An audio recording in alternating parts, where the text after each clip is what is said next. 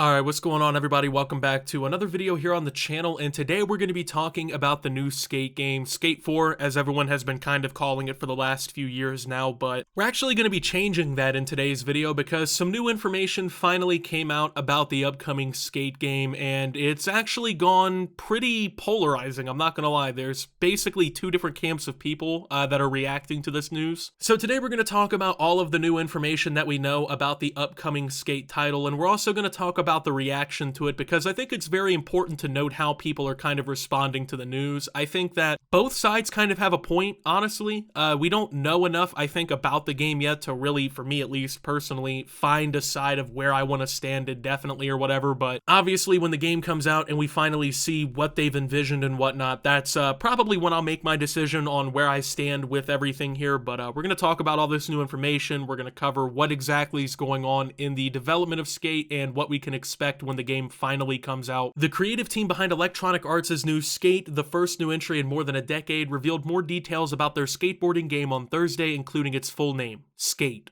Just Skate, though EA stylizes it with a period. It's Skate. Period, the developer said. Chris "Cuz" Perry, creative director on Skate, said the new game is not a sequel, remake, reboot, or remaster of the original Skate, but something new. We're in it for the long haul, Perry said, and developer Full Circle will add new gameplay content and gameplay elements to the game based on player feedback. The new Skate will be a free-to-play game and is coming to Windows, PC, PlayStation, and Xbox platforms, EA and Full Circle announced, with full crossplay and cross-progression. A mobile version of the new Skate is also in development.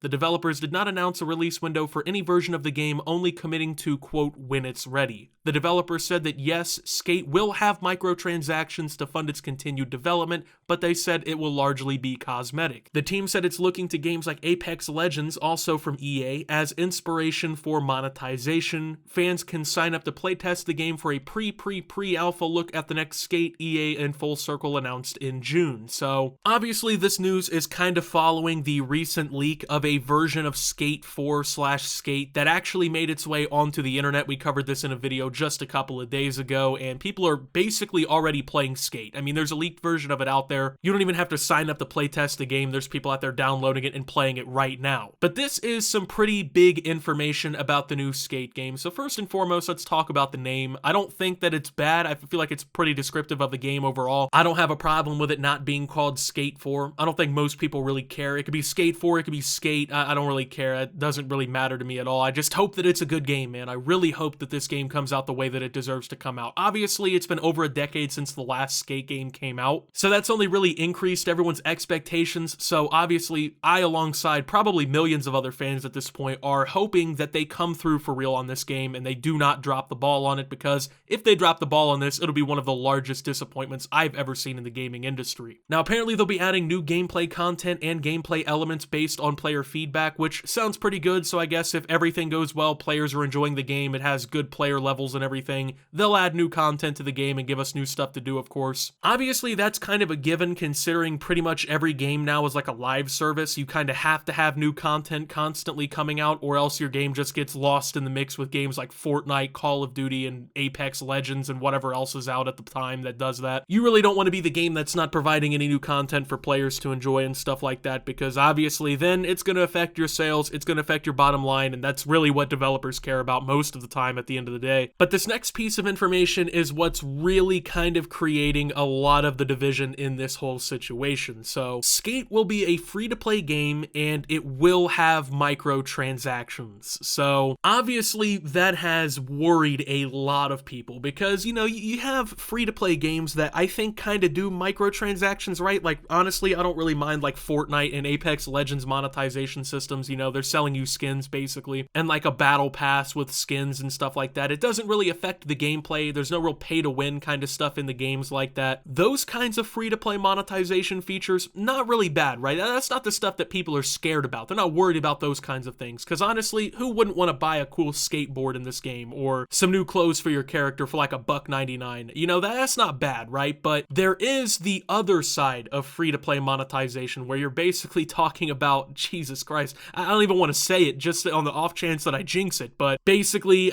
pay-to-win elements, gameplay mechanics that are basically cut out of the game and being sold at a price, you know, things like that, content from the game getting cut out and being put behind a paywall. That is the other side of free-to-play gaming. So there's kind of two routes, really, that I can kind of see this game going down, and honestly, it's going to make or break this game for me. Either they can go down the avenue of only selling like skateboard cosmetics, you know, new wheels or grip tape or whatever for your board, maybe sell some licensed merchandise like shirts, hats, shorts, or whatever in the game, and they can kind of keep a pretty honest and decent microtransaction system, or they can go to basically cutting tricks out of the game, putting those behind microtransactions, maybe even cutting out different maps and levels and putting those behind paywalls. It's really a couple different ways that this whole situation can go, and like I said, it's really going to determine whether or not this game comes out good for me, man. Because I'm going to be honest, if I'm playing the skate that has, you know, tricks getting locked behind paywalls, you know, you can't do a nollie tray flip or something without basically paying $3.99 or something like that, then I'm going to be pissed and I'm not going to want to play the game. So I really hope that they actually mean it when they say they're going good with this microtransaction system, that they're really only going the cosmetic direction, because if they don't, it's going to ruin this game for me. And that's how a lot of people feel. So you basically now have two subcategories of fans. You have people that have heard this news and they're like freaking the fuck out because obviously a game that they've been looking forward to for well over a decade is basically at risk of running this kind of path where it just gets laden with these stupid microtransactions that nobody really wants, and the whole gameplay loop kind of gets ruined for everybody. And then you have people that are trying to be supportive because obviously there are a lot of benefits to going free to play. And the biggest impact of going free to play is, well, more players. When you release a game free to play like this and you basically just open up access to everybody, it keeps the player counts in your game much more lively, and it allows you to actually keep your game alive a lot easier. I mean, if you're selling the new skate behind a $60 or $70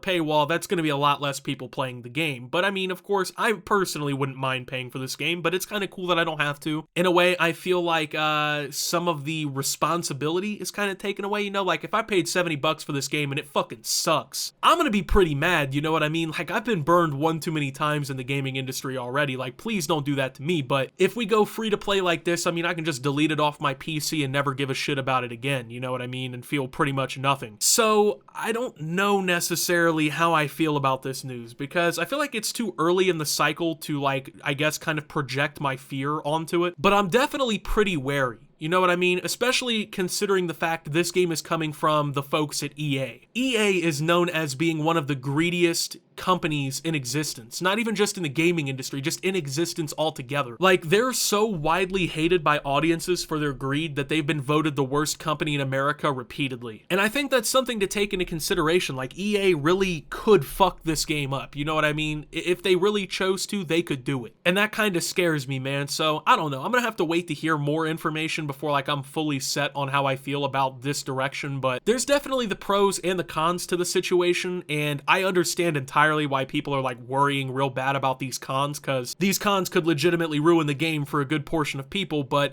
I mean, I'm trying to see the good in it, man. Like I said, I've been burned too many times with video games already, just buying shit I shouldn't have bought. I don't want that to happen with a game like this that I'm actually looking forward to again, man, because then I'm gonna be pissed. But with that being said, thank you guys for watching. If you did enjoy, make sure to leave a like, subscribe if you're brand new around here on the channel, follow me over on Twitter and Twitch at @SubTheOptimus. Make sure to check out Shoptimus down below. Thank you to my channel members. Your support helps my channel tremendously. And until my next video, guys, this is Optimus, well, talking about the new skate news and signing out.